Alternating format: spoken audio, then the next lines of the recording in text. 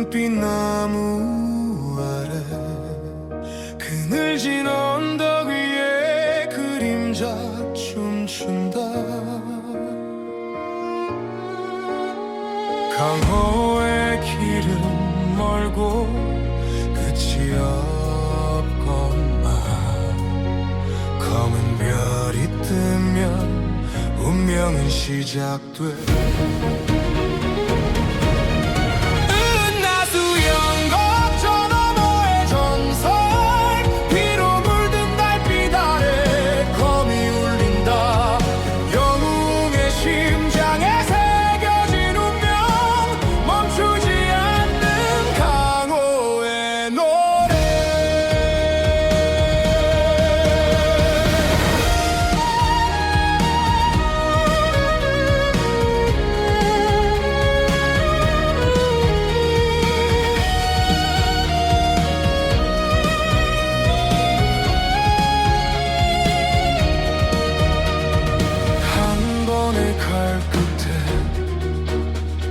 천년이 흐르고 한 방울의 눈물에 역사가 적힌다.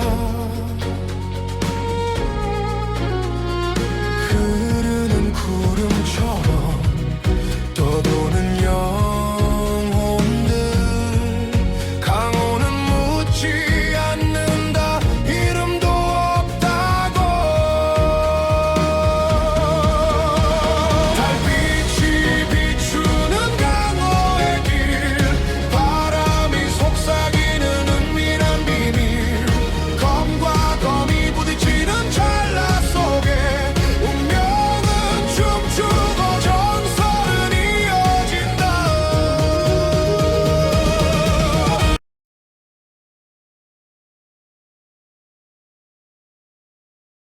숲은 이상할 만큼 조용했다.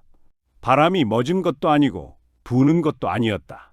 그러나 모든 소리가 한 박자 늦게 따라오는 듯한, 마치 거대한 존재가 숲 위에 내려앉아 숨을 고르고 있는 듯한 정적이었다. 자경은 검을 쥔 손에 힘을 더 주었다. 손끝의 감각이 미묘하게 둔해져 있었다. 약편히 눌러둔 내상이 서서히 안쪽에서 기어오르는 것이 느껴졌다. 그녀는 고개를 들었다. 검은 인형, 숲의 어둠과 구분되지 않는 색. 그러나 그가 한 발을 옮길 때마다 주변의 어둠이 오히려 물러나는 기묘한 감각이 들었다. 기세였다. 살기와는 다른 사람의 의지로는 흉내낼 수 없는 압력. 자경은 본능적으로 깨달았다. 저자는 싸우지 않아도 된다. 그것은 곧 가장 위험한 상대라는 뜻이었다. 반야가면은 검은 인형의 반보 뒤에 섰다. 아까까지 자경을 몰아붙이던 기세는 이미 사라지고 없었다. 머리를 숙이지도 않았지만 움직임 하나 없이 정지한 자세가 명확한 상하를 드러내고 있었다. 검은 인형의 시선이 유적에게로 옮겨왔다. 태백문주 유적, 고려 2절 중 하나. 유적 역시 검을 세운 채 움직이지 않았다. 그의 호흡은 고요했고 검끝은 흔들리지 않았다. 그러나 자경은 느낄 수 있었다. 유적 역시 이 상황을 가볍게 보고 있지 않다는 것을. 숲의 정적이 서서히 무게를 얻어갔다. 그때였다. 검은 인형이 손을 들었다. 아주 느린 동작. 그러나 그 손짓 하나에 숲의 공기가 일제히 반응했다. 자경의 눈이 커졌다. 그림자들이 움직였다. 나무 뒤, 바위 뒤, 지면의 어둠 속에서 기척들이 동시에 솟아올랐다. 하나, 둘, 셋이 아니었다. 검은옷의 닌자들. 그들은 소리 없이 흩어졌다. 원형을 그리며 자경을 중심에 두고 포위했다. 자경은 검을 들어 올리며 신형을 밟았다. 그러나 몸이 한 박자 늦었다. 내상이었다. 발끝에 실린 진기가 완전히 이어지지 못하고 신형이 반 박자 끊겼다. 그 틈을 그들은 놓치지 않았다. 첫 공격은 위에서 내려왔다. 나뭇가지 위에 숨어있던 닌자 둘이 동시에 몸을 던졌다. 짧은 검이 달빛을 반사하며 내려 꽂혔다. 자경은 이를 악물고 검을 비틀었다. 쨍! 금소금이 터지며 한 자루를 쳐냈다. 그러나 다른 한 자루가 어깨를 스쳤다. 피가 튀었다. 통증이 늦게 따라왔다. 그 순간 지면에서 또 다른 기척이 튀어올랐다. 자경은 몸을 회전시키며 검을 휘둘렀다. 검광이 반원을 그리며 퍼져나갔고 한 명의 닌자가 그대로 허리가 잘린 채 날아갔다. 그러나 그것이 끝이 아니었다. 땅에서 뿌리가 솟아올랐다. 아까 반야가면이 사용하던 것과 유사한 인술.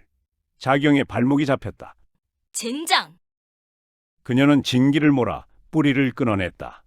그러나 그 순간 뒤에서 칼날이 다가왔다. 피부가 찢어지는 감각.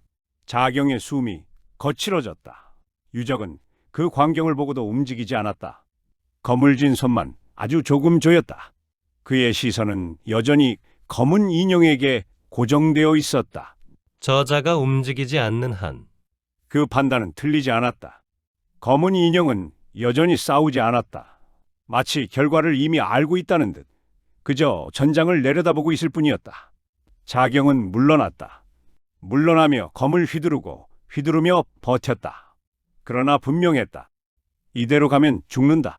그 순간 공기가 갈라졌다. 유적이 움직였다.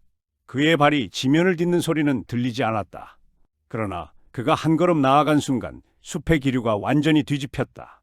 검이 휘둘러졌다. 아니, 휘두른 것도 아니었다. 그저 검이 그 자리에 있었다. 그 다음 순간 자경을 포위하던 그림자 셋이 동시에 쓰러졌다.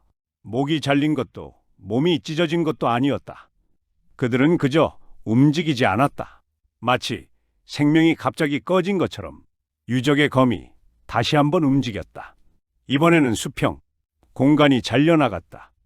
기류가 찢기며 인술로 이어져 있던 뿌리와 그림자가 동시에 끊어졌다. 숲이 신음을 냈다. 자경은 그 자리에 주저앉았다. 살았다.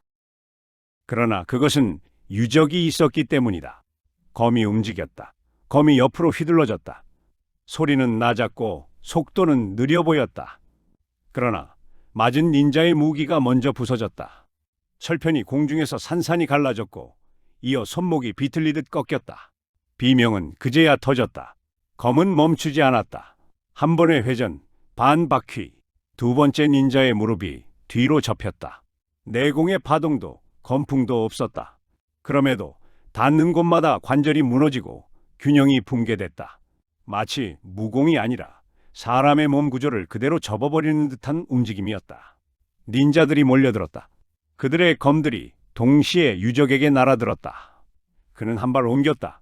딱 한 걸음. 그 한 걸음이 공격의 중심에서 벗어나 있었다. 검들이 허공을 갈랐고 검끝이 스쳐 지나갔다. 유적의 검은 아래에서 위로 움직였다. 턱 아래 숨통을 치는 각도였다. 상당수의 닌자들이 뒤로 날아가 나무에 부딪혔고 나무가 흔들렸다. 그제야 자경은 숨을 삼켰다. 고수다. 그 깨달음이 머릿속에 스며드는 순간이었다. 공기가 변했다. 숲 깊은 곳에서 무거운 기척이 흘러나왔다. 피냄새 같은 살기였다. 유적의 발걸음이 멈췄다. 그는 고개를 돌리지 않았지만 이미 알고 있었다. 나뭇가지 위에서 그림자가 떨어졌다. 반야가면이었다. 그는 착지와 동시에 움직였다. 땅을 밟지 않은 채 다시 도약했다. 손에 든 검이 태백문주의 목을 노렸다. 짧은 금소금, 검과 검이 맞부딪혔다. 반야가면의 몸이 뒤로 밀렸다. 반야가면이 먼저 기술을 펼쳤다. 핏빛 기운이 검신을 감싸며 공기를 찢었다. 유적은 피하지 않았다. 검을 들어 정면에서 받아냈다. 충격이 숲을 울렸고 근처 나무의 껍질이 갈라졌다. 자경은 그제야 알았다. 지금까지의 싸움은 준비도 아니었다는 것을. 반야가면은 연속으로 3번 베어냈다. 상단, 측면, 하단. 유적은 3번 모두 막았다. 막는 동시에 반박자 늦춰 반격했다. 유적의 목소리가 낮게 흘렀다. 혈영중 반야가면의 몸 주변으로 검은 기운이 휘감았다. 그의 전신에서 뿜어져 나온 기운이 숲의 공기를 밀어냈다. 나뭇잎들이 소리 없이 떨어지고 지면의 먼지가 파문처럼 퍼져나갔다. 가면 아래에서 터져나오는 기운은 분명 절정의 문턱을 넘은 고수의 것이었다. 유적의 눈이 가늘어졌다. 반야가면이 한 발 내디뎠다. 그 순간 그의 그림자가 유적을 향해 튀어올랐다. 실체 없는 공격.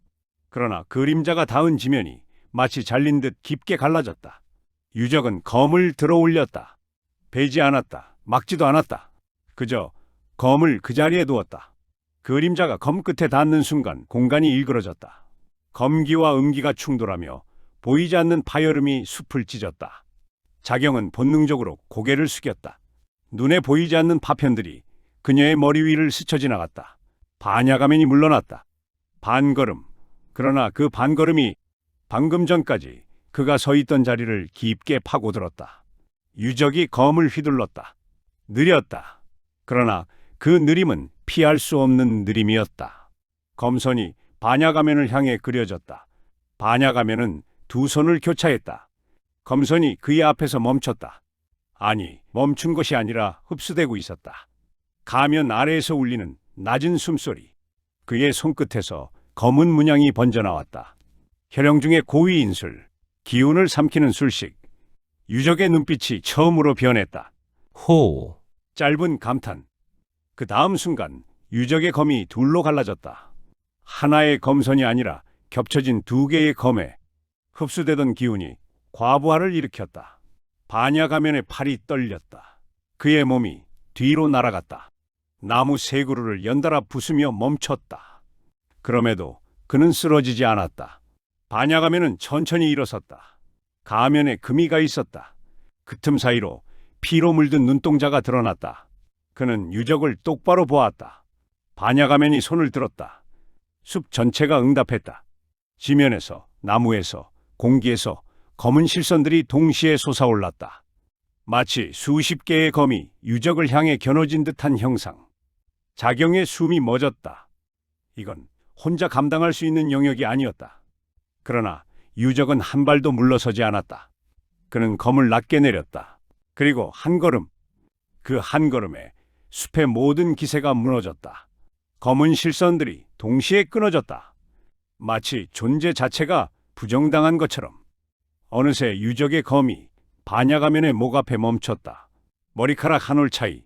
반야가면은 움직이지 않았다. 움직일 수 없었다. 둘 사이에 흐르는 기운의 격차가 그를 묶고 있었다. 잠시의 침묵. 그 침묵 속에서 검은 인형이 입을 뗐다. 역시 그리곤 미세하게 고개를 기울였다. 그 신호 하나로 반야가면의 몸이 연기처럼 흩어졌다. 연막, 혈영중 특유의 탈출술. 남아있던 닌자들이 동시에 후퇴했다. 연막이 터졌고 숲은 다시 어둠에 잠겼다. 검은 인형은 알 수 없는 눈빛을 보내며 모두가 연막 속으로 사라진 뒤 마지막으로 연막의 저편으로 서서히 사라졌다. 유적은 검을 거두지 않은 채 연기가 사라진 자리를 바라보았다. 그의 표정은 평온했다. 그러나 눈빛은 분명히 말했다. 다음은 없을 것이다. 자경은 그제야 숨을 내쉬었다. 이 전투가 단순한 충돌이 아니었다는 것을, 그리고 이것이 더 큰 파국의 서막이라는 것을. 숲은 이상할 만큼 조용했다. 조금 전까지만 해도 수십 명의 복면 괴한과 태백문주가 뒤엉켜 난전을 벌였던 곳이라 믿기 어려울 만큼 이제는 바람에 흔들리는 잎사귀 소리만이 간헐적으로 귀를 스쳤다. 피냄새는 여전히 남아 있었다. 진득하게 깔린 쇠비린내가 축축한 흙과 섞여 코를 찔렀다. 자경은 숨을 몰아쉬며 고개를 들었다. 왜 물러난 거지? 유적의 시선은 여전히 숲속을 향해 있었다. 가져갈 건 이미 충분히 가져갔기 때문이지. 그때 협곡 아래에서 박태산의 외침이 들려왔다. 아이들은 다 풀어냈네. 강민은 수레에서 여전히 묶여있는 자루 두 개를 풀어내고 있었다. 이 매듭들 고려식이 아닌데. 의구심을 품으며 자루 하나를 풀어냈다. 서영이었다. 아이의 몸은 심하게 떨리고 있었고 눈은 초점을 잃은 채 허공을 헤매고 있었다. 말을 걸어도 반응이 없었다. 울지도 않았다. 박태산이 서둘러 아이를 안았다. 영아, 괜찮다. 이제 괜찮다. 그러나 아이의 시선은 박태산의 어깨 너머를 향하고 있었다. 그곳에는 자루 밖으로 꺼내진 노파가 누워 있었다. 서영의 모친이었다. 자경이 달려와 멈춰섰다. 그녀의 가슴은 아주 미세하게 오르내리고 있었다. 아직 숨은 붙어 있었다. 그러나 그 숨은 언제 꺼져도 이상하지 않을 만큼 가늘었다. 강민이 다가가 조심스럽게 맥을 짚었다. 손끝이 잠시 멈췄다가 이내 힘없이 내려앉았다. 늦었습니다. 박태산의 어깨가 크게 흔들렸다. 그래도 뭐라도 해봐야지. 강민은 고개를 저었다. 진기가 다 됐습니다. 숨통도 오래 막혔고요. 이건 치료의 문제가 아닙니다. 자경은 그 말을 듣고도 움직이지 않았다. 그저 노파의 얼굴을 바라보고 있었다.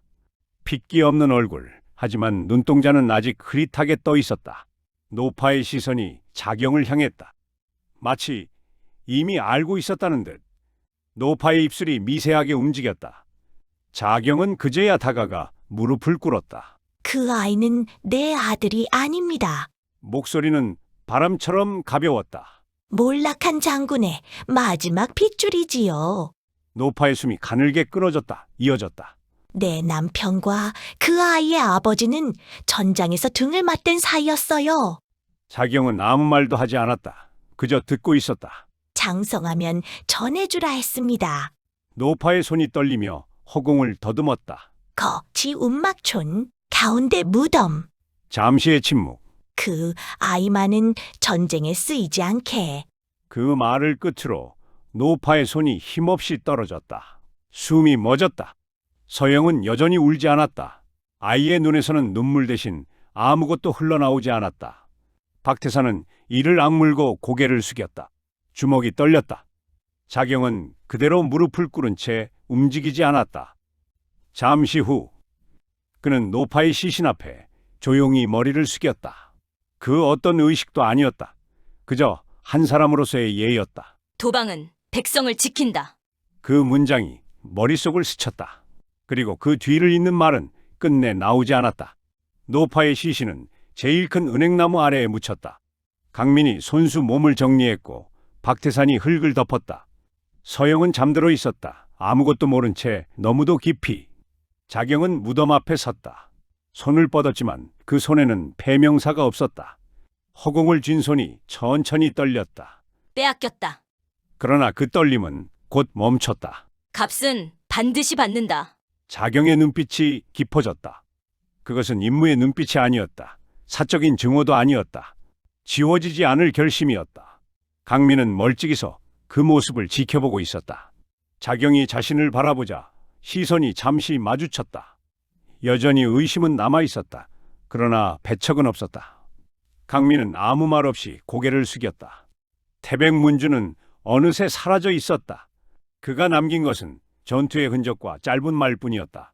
시비아 차단과 혈영중은 끝이 아니다. 시작이다. 밤이 깊었다. 불씨 하나만이 남아 희미하게 타오르고 있었다. 오직 강민만이 태백문주가 사라진 방향을 무의식적으로 보고 있을 뿐